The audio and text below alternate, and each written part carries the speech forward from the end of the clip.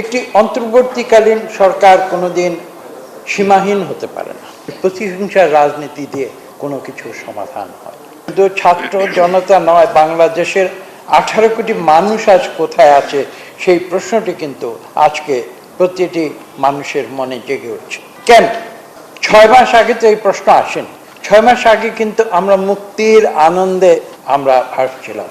বাংলাদেশের মানুষ কিন্তু 5ই আগস্টে যেটি প্রত্যাশা করেছিল, কেন বলেছিল দ্বিতীয় স্বাধীনতা, একথাটি কেন মানুষের মনে এসেছিল? হ্যাঁ, ঠিক এই শব্দগুলো ব্যবহার করা না করা নিয়ে হয়তো মতভেদ থাকতে পারে। প্রথম স্বাধীনতা, দ্বিতীয় স্বাধীনতা, অনেক কিছু প্রশ্ন জাগতে পারে, কিন্তু এটা তো সত্যি আমরা কিন্তু একটি মুক্তির আস্বাদ নতুন করে পেয়েছিলাম 5ই আগস্ট। এটা তো কেউ অস্বীকার করতে পারবে না। বিগত 2024 সালের 5ই আগস্ট যে মুক্তির আস্বাদ নিয়েছিলাম, মাত্র 6 মাসের ব্যবধানে অনেকের মনে এই প্রশ্ন এসেছে যে আমরা কি সেই মুক্তি ঠিক সেভাবে 5ই আগস্ট আমরা যেভাবে উপভোগ করেছিলাম, 6 মাস পরে 5ই ফেব্রুয়ারিতে এসে সেই মুক্তির আস্বাদকে আমরা ঠিক সেভাবে উপভোগ করছি? একটি অন্তর্বর্তীকালীন সরকার কোনোদিন সীমাহীন হতে পারে না, এটা কোনো যুক্তিতর্কের প্রয়োজন নেই। তারা একটি বিশেষ দায়িত্ব নিয়ে এসেছে, তাদের উপর একটি বিশেষ দায়িত্ব। আমি যদি বলি বাংলাদেশের 18 কোটি মানুষ দিয়েছে, সেটাও হয়তো একেবারে ভুল হবে না। আমরা সবাই তো চেয়েছিলাম যে আমরা স্বৈরাচার থেকে গণতন্ত্রে উত্তরণ করব। মানুষ অধীর আগ্রহে অপেক্ষা করছে। আমরা কোথায় এসেছি সেই প্রশ্নটি কিন্তু মানুষের মনে যায়।